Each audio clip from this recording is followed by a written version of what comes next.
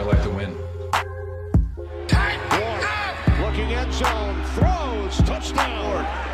Taking a deep shot. DK is down there. DK, touchdown. Tighten up. Let's get it, Chad. Tighten up, Chad. Stop playing, Chad. Tighten up, man. Welcome everyone to another episode of the Music City Audible MCA Live, presented by Sinkers Beverages, the premier wine, spirits, and beer store in East Nashville in partnership with 440 Sports. I'm Justin Graver. With me, as always, Justin Melo. Justin, Titans lose again, 27-20, falling to the Los Angeles Chargers, but some minor consolation. They covered the spread, which does not happen very often. Titans offense abysmal in this game. They get helped out by a punt return touchdown, helped out by a pick six defensive touchdown, and yet the offense musters a measly 6 points. Tough one. How's it going, Justin? I'm doing well. Thanks for asking. It was entertaining for stretches for a little bit. I thought the Cody Barton, pick six certainly caught me by surprise, and right. They go up 7-0 quickly, and then Chimere DK, can't say enough about him. He has a 67-yard punt return touchdown later. Was that still in the first quarter? I think it was still. Yeah, in it the was. First quarter. 14-7 first quarter, yeah. 14-7 in the first quarter. First punt return touchdown in about 13 years. I think it was 2012. I looked it up.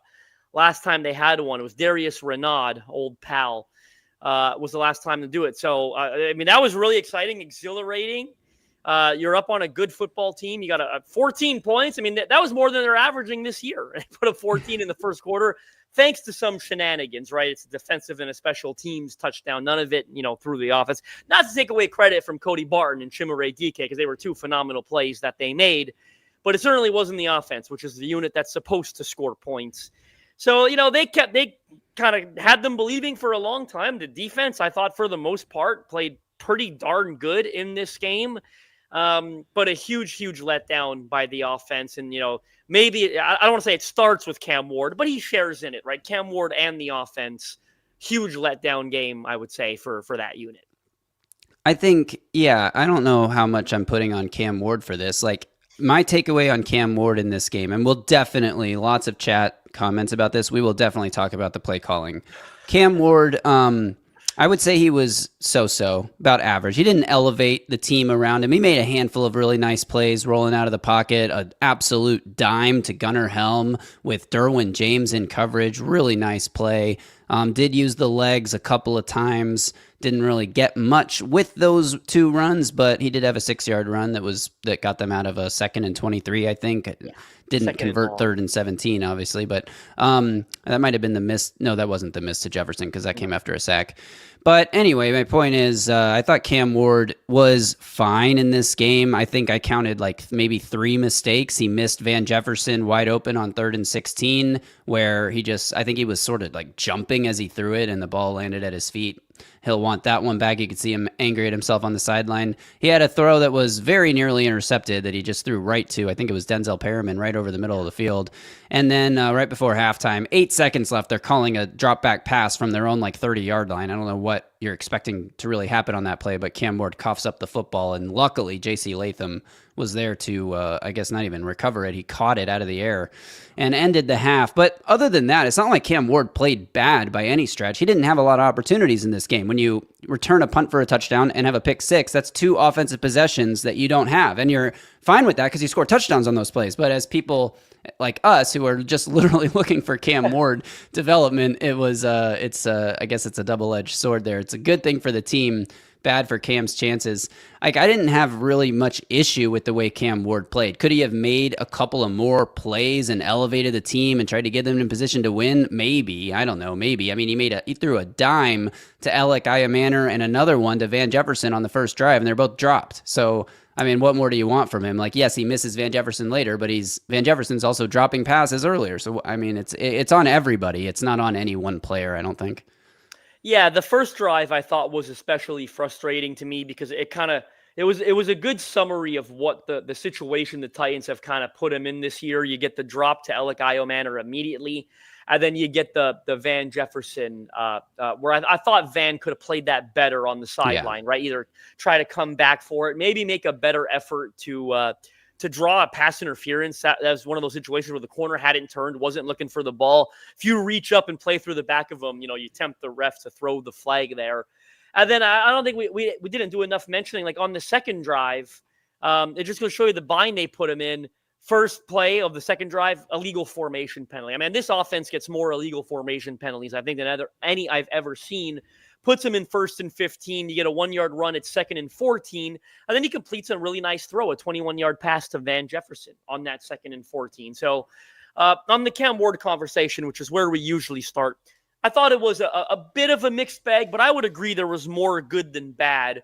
I'm curious to see what some of the chat comments have to say about it, because I know there's been some frustration, a lot of it unwarranted, in my opinion, regarding the way that Cam Ward has played this season. I mean, 2 of my favorite plays he made were just good heads-up quarterback plays. The one to Tajay Spears, where he looked dead in the pocket. He was about to get, I think that was in the 3rd quarter too. He's about to get sacked, and he just kind of flips it to Tajay, and it ends up being like a 25, 30-yard passing play. That one play was worth 3 points. Yeah, that was a huge, phenomenal play. And then later on, a similar situation-ish, where he kind of runs out of the pocket. He gets the defender to crash down on him, and he flips it to Tony Pollard, his outlet there, and it's another, a pretty big positive play in an important situation. The throw to Gunnar Helm, you mentioned, the 21-yarder to Van Jefferson that I just talked about. There were quite a bit hit Alec for a plays. The Alec 30-yarder on the play action. Like, there was quite a bit of good Cam Ward in this game, and the only bad was, I thought, the miss to Van Jefferson, which I'm not going to let him off the hook for. Like, the offense had done a terrible job getting them into a 3rd and 16, which we're going to talk about, obviously, because of the circumstances that led to that.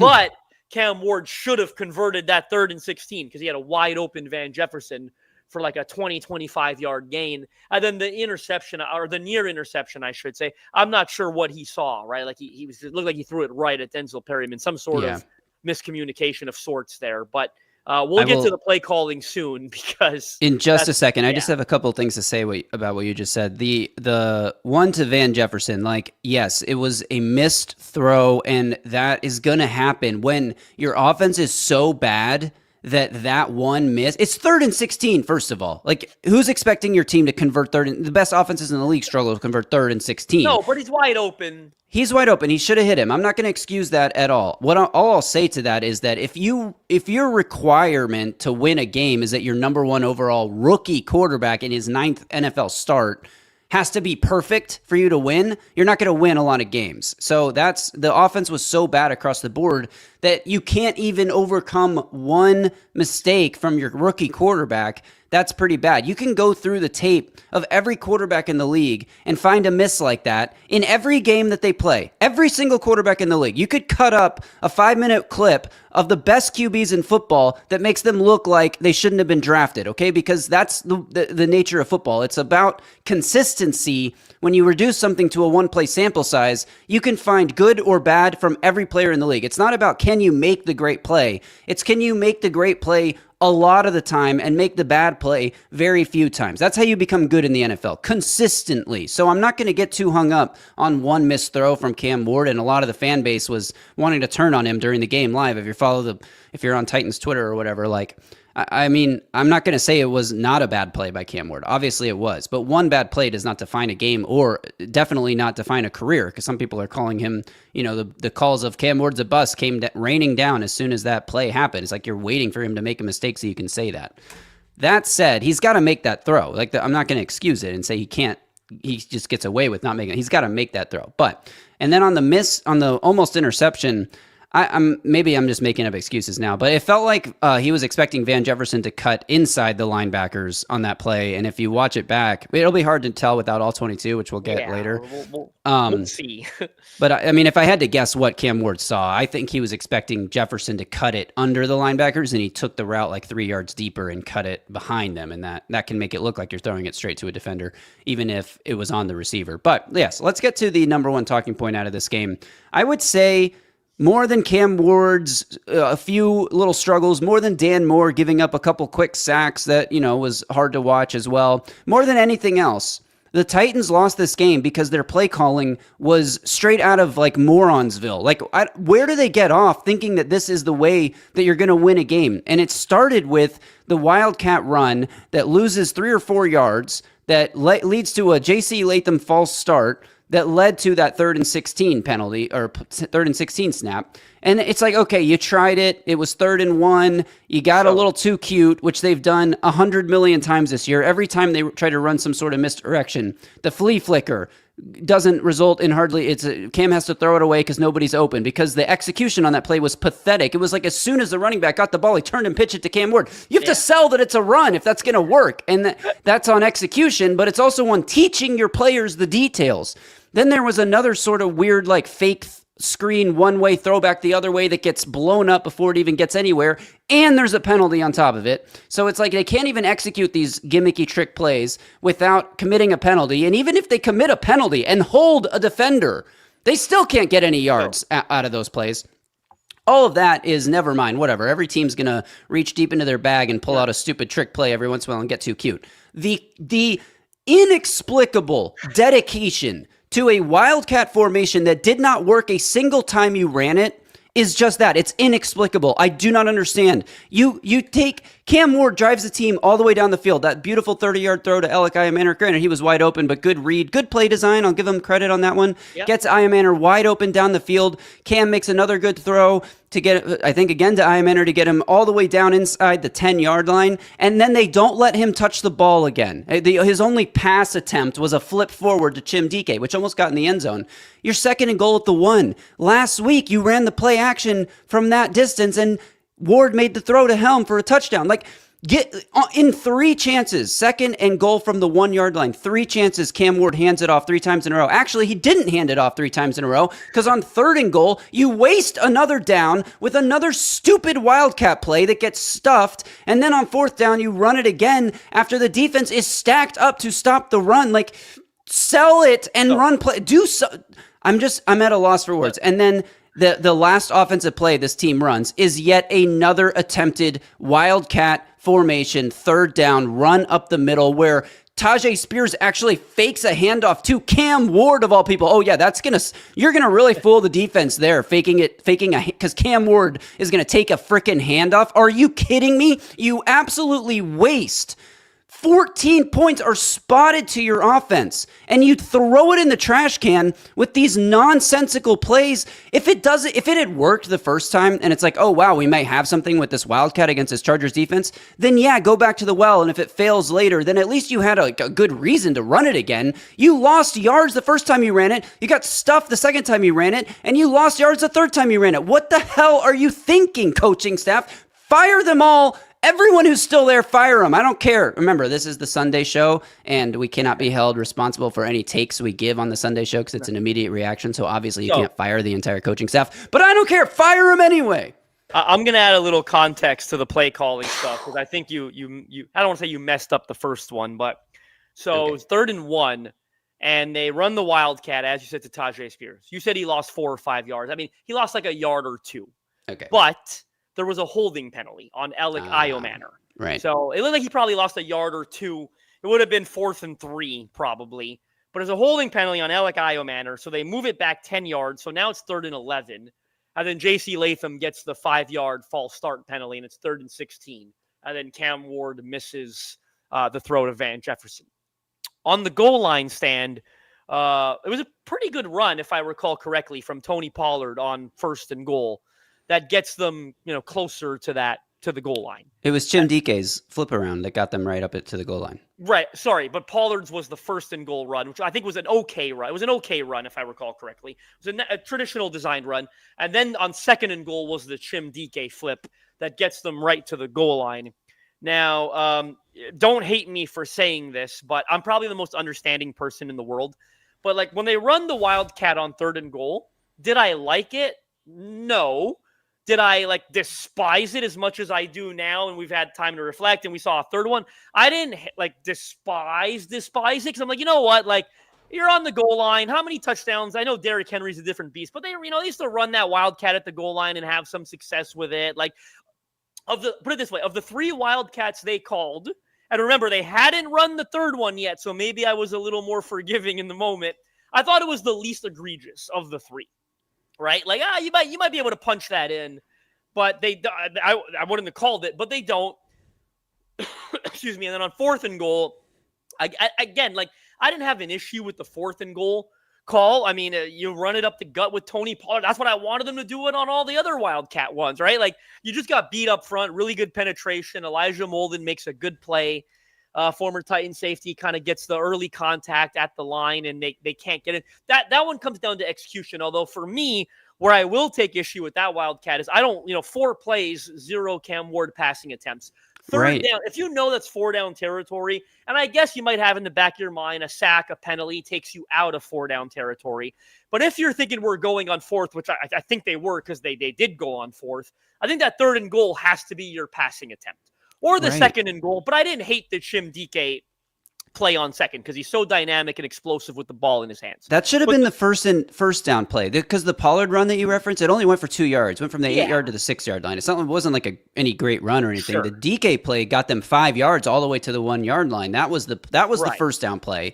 Then you can try a handoff on 2nd down. If it gets stuffed and they're selling out to stop the run, then you run a play action pass on 3rd down. And if you can't complete that for whatever reason, then you can go back to the 4th and 1 and pound it in. All I'm asking is just be a normal offense. When they were running their normal offense, sure, they took a couple sacks, sure, they had a few miscues, but for the most part, they were productive and efficient, just running an offense. Every time they pull out some sort of designed touch for somebody outside of that DK one, every time it's like a quick swing pass with blockers in front, or we're going to put Chim DK out on the edge and ask him to block Derwin James one-on-one. Yeah, that's going to go really well. Every time they tried something designed or gimmicky. I hated that one. I'm glad you brought that one up. I'm sorry. Every single time they messed it up. It was a bad play. They failed execution, which makes me think if you're failing to execute that often, it's not being taught well enough, and you shouldn't even just run the freaking offense. Let Cam Ward run the freaking offense. I also think you got to keep it simple, right? Because like when you're failing, they always fail to execute those trick plays.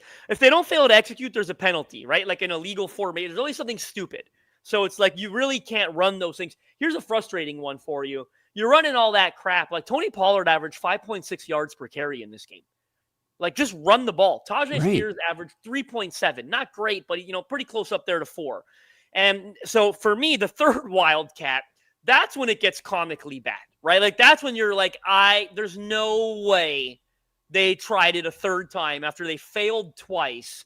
And on the third one, like you said, it's the last time they touched the ball on offense because they end up kicking the field goal, which I thought was the right call. That's fine. You need a field goal anyway. But the third one, like, for me, the second one, like I said, I'm being super forgiving. I could kind of get there. I'm like, you know what? You're at the goal line. It's not. Sometimes it works. But when you run, it fails again, and you run it a third time, I'm like, wow, my galaxy brain, it's going to explode, right? I could not believe. One of my Chargers pals, a reporter that covers the team, messaged me and said, when they ran the first Wildcat, the Chargers are a really bad tackling team. Like, and you saw it early. Like, Tony Pollard had some big runs in the first quarter. Tajay Spears made a couple of big plays in this game. Chargers are a bad tackling team. Like, I'm surprised the Titans just didn't run the football there up the gut, like on 3rd and short. And then they run Wildcat 2 more times. And then I don't want to talk about the challenge too much, but just more questionable, poor decision-making from this coaching staff. Mike McCoy challenges that spot at the end of it. It probably wouldn't have ended up mattering, but it sure felt like it mattered in that spot. Because I'm thinking, your timeout, if you win that challenge, it's 4th and inches, right? Like, your timeout at that point with like 2.5 minutes, 3 minutes left is more valuable than winning a challenge that if you win it, it's 4th and short. Like, you are literally banking on Harbaugh going ultra conservative and punting the ball if you win that challenge, which I'm going to put my hands up and say, it might happen. I love Harbaugh. He's a little old school. Maybe he punts the ball if it's 4th and short. Your offense hasn't done anything, so he might trust his defense in that spot and punt the ball. But you're really banking on that. You don't know. It's 4th and short. They ran the QB sneak in this game multiple times, incredibly effectively. If you win that challenge, they're probably going for it on 4th and inches, right? So I didn't like that challenge. They could have used that timeout. Yeah, Chargers picked up a couple first downs running the ball after that, so maybe it wouldn't have mattered, but I hated the challenge. I thought it was another blemish on this coaching staff, and there were a lot of blemishes on them in this football game. Really well said, Justin. Totally agree with all of that. It just goes to show you how hard it is to judge Cam Ward or any of these rookies in the environment they're in, because they're still, in my opinion, they're still all being set up to fail. This is a great comment. I'm scrolling to find it. Sorry for delay. I'm stalling. We are live, people. We are live. I can't find it. I'm just going to say it. Oh, here it is. Jacob Neal, why was Helms' first target with less than 7 minutes remaining in the game? Why do they talk about running hurry up and they refuse? Why is this staff allergic to Cam touching the ball more than the running backs? Look, I agree with this in large part. Now, to the last point, there's something to be said for the best way to help a rookie quarterback is to ask him to just be a game manager, rely on a strong running game and a good defense, and have him make the throws that he needs to make, and don't ask him to do too much, because if he starts trying to play hero ball, if he starts getting loose with the ball, he could make a big mistake, and I understand that mindset. However, you know that you don't have a good defense, and you know you don't really have that strong of a running game. The running game was okay, as you pointed out in this game. Like, it wasn't terrible. And when they actually ran actual handoffs as opposed to the wildcat crap. Right. So, I don't mind that aspect of it. It's about a time and a place, the situational stuff for me, like the goal line sequence that we talked about. Like, Cam's got to get one pass attempt in there at least. He led you all the way down the field. Gunnar Helm getting his first target with less than 7 minutes remaining in the game is a travesty. If you're going to run these stupid designed plays that never work, put them in the hands of your best players. They didn't run one designed play for Chimdike today outside of that goal line little thing, and that was Chimdike's only real play on offense in the game. He's been your go-to receiver for the last 2 weeks, and they don't draw anything up specifically for him. Get Gunnar Helm some of these design touches on a 3rd and long screen play like you're doing it with Chigakonkwo, and I get why, but let Gunnar Helm have a few of those. Draw up plays for your playmakers. Remember what Mike McCoy said when he took over the job. It's about players, not plays. And then they come out and defy that by running designed plays that have nothing to do with the players. They don't run hurry up. I agree with that too. These guys are always in their best position to succeed when they're running hurry up, and they don't bring it out. They're not setting anyone up for success. So great comment there from Jacob. Justin, I do want to talk about a few bright spots in this game. There was another comment asking for silver linings. I need some silver linings. How were Marcus Harris and Kevin Winston on D? Now look, we will talk about Marcus Harris and Kevin Winston in greater detail when we've had a chance to really review the film later this week. I want to say as a silver lining, though, just to that point of the comment, how about 6 sacks for this defensive line? How about Draymond Jones, Sebastian Joseph Day, really showing Mike Borgonzi that they want to go play for a contender. Please get me off this terrible team by showing up right before the deadline. That was really fun to watch your defensive line get after a quarterback for what feels like the first time in, I don't know, since 2021. Yeah, I want to spend probably the final 5-6 minutes of this podcast talking a little about the defense because the Chargers aren't very good up front. That's the truth. And they had a couple injuries up in this. I mean, both tackles got hurt, right? That's the reality. Joe Alt and Bobby Hart, who I can't believe is starting at right tackle for them. Bobby Hart, who they signed off the street to play in this game, game. No, I mean, he's been starting the last couple of games for them, right. Actually. Sorry. But they signed him off the street a few weeks ago, and that means that they felt really bad about the tackle depth behind him. Well, that tackle depth behind him had to come in and play in this game because he goes down. I'm not a Chargers fan, but I was shocked. They've essentially made the decision to start Bobby Hart over Trey Pipkins, who's made a lot of starts for them over the last couple of years at right tackle. Because Pipkins he came into this game in place of Bobby Hart when Hart went down. But anyway, even before those guys went down, though, I don't want to take credit away because I thought the D-line was playing well. I like Draymond Jones. What a tale of two halves. We crapped on him a lot for how bad he was to start the year. He's been really good, 4 games in a row. Yeah. Another sack. I think it's 4 consecutive games with a sack. He was essentially unblockable in this game. I think there's a good chance the Titans trade him before Tuesday's deadline. But if they don't, in all honesty, I know the staff, I mean, this staff signed him. This front office signed him. So maybe there's a chance he sticks around. But I wouldn't be opposed to re-signing him and bringing him back in a bit of a revamped edge room next year, because Draymond Jones playing really good ball right now. I thought like Sebastian Joseph Day undeniably played the best game of the season for himself. Remember, he's a former Charger, so it was a bit of a revenge game for him there. He was just really good up front. I thought T'Vondre Sweat was pretty decent too, had some good runs. Did you notice, I think it was on one of the sacks, that's why I especially noticed it, they had James Lynch lining up at edge occasionally, like James Lynch at outside linebacker. I mean, they're in tough there, right? Like Femi and Key are both out. They're thin there. Ali Gay is also now out. They don't have a lot at edge. So James Lynch getting the occasional snap there. And he looked really good out there. I mean, he's a big 300-pound dude, so he was able to generate a lot of power against those tackles. This whole defensive line, like all of them, Jihad Ward, T'Vondre Sweat, who, again, weren't as good as maybe the other three, but were still good. They all played phenomenal football in this game. They deserved better. I didn't have on my bingo card that this type of game would be one where the offense does little to nothing and wastes a performance by a defense that's got a lot of CFL-level talent sprinkled throughout it. But that's really how bad the offense was. Like they let the defense down in this game. And not just the offense, but the offense and the coaching staff. Because the coaching staff did not put them in positions to win this game. You lose the game by 7. When you have a goal line stand that's stopped on 4th and goal at the 1. And then we didn't even talk about it. The one blemish on the defense, obviously, the Chargers get the ball. They go 99 yards the other way and score a touchdown. The game is lost right there, right? Like when you fail to get in and you give up a 99-yard drive in a close game, that's enough to decide the football game. So yeah, that definitely swung. I'm putting this on the coaching staff and just offensive. I called it just a disconnected effort by the offense. Like that's how bad they are up front.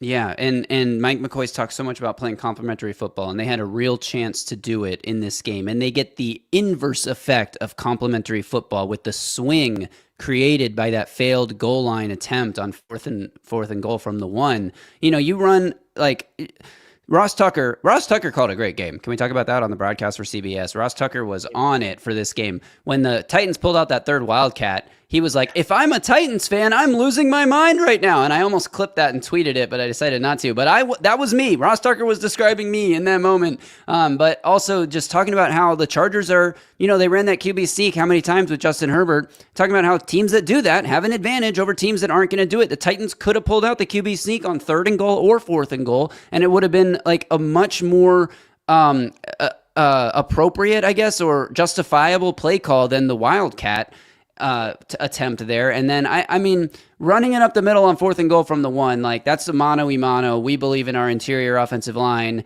to get this yard, and the Titans just failed to do it. But then to turn around and give up a 99-yard touchdown drive that takes 9 minutes of clock afterwards, that swing definitely sealed the game for the Chargers, and the Titans defense just couldn't get off the field.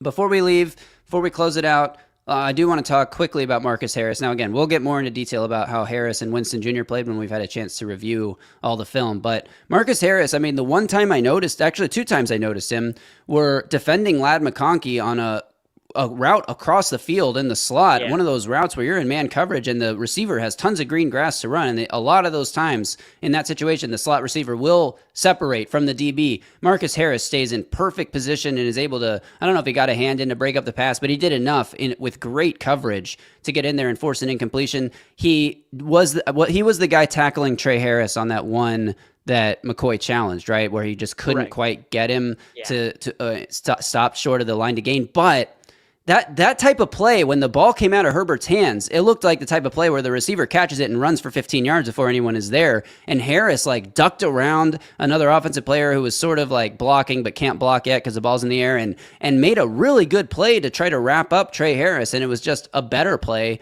by Harris with the second effort to get the first down. So the 2 really good plays that I noticed from Marcus Harris. I didn't notice him give up any plays, which means that, from not watching the All-22 film, I would say Marcus Harris played a pretty dang good game. And the Titans, it's early to say this, but these receivers are good. This quarterback's really good, and he played a damn good game. Maybe they have their answer at the slot corner position. Again, really early to say that. Very premature, but probably, I think I agree. There's probably a good first showing for Marcus Harris. If he can build on it and finish strong the rest of the way, then maybe, they could feel good about going into next year with him in some sort of role. I think that's going to do it for this live edition of the Music City Audible. Instant reaction to the Chargers game, 27-20. It was fun for portions of it, but really, I'll be honest, for me, the offense putting up like 6 real points really, really puts a damper on it. And then the awful coaching staff. Get a real coaching staff in here next year. Cam Ward and these rookies deserve it. Next week, the Titans are off. It's a bye on Sunday, so we obviously won't have a live reaction unless they lose to the bye, which they might. We'll get on here and do an instant reaction of the bye week result. But we will have episodes Monday, Tuesday, Wednesday, and Thursday as per normal. Graver and I will talk off air because I don't like Monday. I would love, like, there's a lot to talk about from this game. So there's a good chance that tomorrow's another, we kind of build on this, recap episode, and cooler heads will prevail and we'll get to talk some more things. But I think there's also a decent chance that that tomorrow's episode could be a reaction to a trade. It's the day before the deadline. And remember, last week, Monday's episode was a Roger McCreary reaction episode. So tomorrow might be the same. Yes, Jacob, you can count on us to do a live reaction to the Titans trade deadline activity. And then I don't know what the plan is for Tuesday, but we might wait until the deadline passes and maybe we can do like a trade deadline recap for the Titans episode. Whether they do anything at all, we can talk about what they didn't do, or we'll talk about what they did. But tomorrow we'll hold out a little bit maybe, and we'll have an instant reaction to a trade if one happens. And if it doesn't, then we'll talk more Cam Ward offense and coaching staff on a regular Monday episode.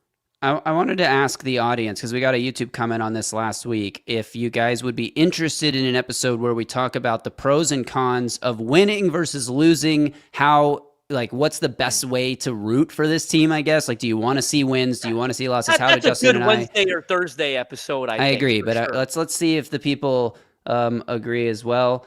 Mike Green tweeted the Titans are shopping Ridley. I did see that earlier. That was it Mike Green? Wasn't it Mike Florio? Yeah, there's no Mike Green. I don't think Mike Green is a second-round rookie edge rusher for the Ravens. Orgonzi's doing his job right. Next 2 days should be fun. It should indeed. I mean, again, Tony Pollard, Draymond Jones, Arden Key, Calvin Ridley. Like, there's multiple. Tavondre Sweat. There might be a surprise there. Like, multiple pieces must go. It is literally a garage sale. They will take anything, it seems, after the McCreary and Brownlee deals. Store closing. Yeah, it's a store closing sale, essentially. So, and for the staff, they literally are going to be out at the end of the year. So that'll do it, officially do it for this edition, this live special edition of the Music City Audible podcast. Thanks for joining, everyone. By the way, I wanted to say it earlier. I hope you're still here. We've got a new subscriber goal. We want to get to 5,500 subs. We're not that far away. We're under 130 away from 5,500. That's a really cool milestone. So please, if you are not subscribed to the channel, hit the button right now. Turn on alerts, turn on notifications. You want that bell to go off, that notification, when we go live, especially this week, because we might go live for a trade reaction. We might not do a recorded. We might go live so we can get it to you immediately once the trade happens. So subscribe to the channel. Help us reach our new goal. Make sure you've got notifications on this week. It's especially notable for trade deadline week. Once this ends in a few minutes, right now, leave a comment below. We appreciate the live chat function, but leave a comment after it ends. That really helps us. It helps the algorithm. Send it to a friend. That's going to get it into other people's feeds by leaving an actual comment, not the live chat. Thank you so much for all you guys do supporting this channel every single day, essentially 5 episodes a week. We will see you tomorrow, whether it's a regular episode or it's an instant reaction to a trade. Until you see our gorgeous faces tomorrow, once again, y'all stay safe out there and tighten up.